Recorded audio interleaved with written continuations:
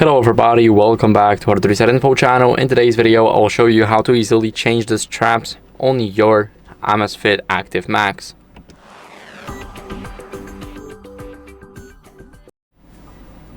So this is not very hard to do, but it requires precision. So what I'm talking about is the straps have this little metal that you need to pull with your nail.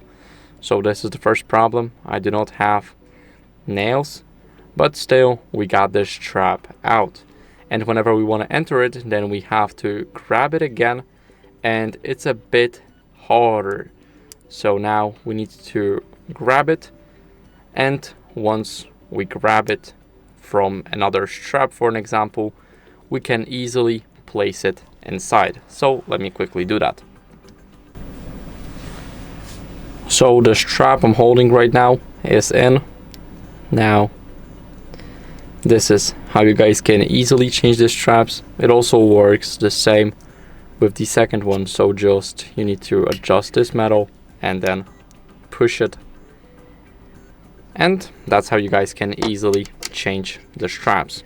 So thank you guys for watching this video. I hope it was helpful, and if it was, then leave a like, subscription and a comment, and I'll see you in the next one.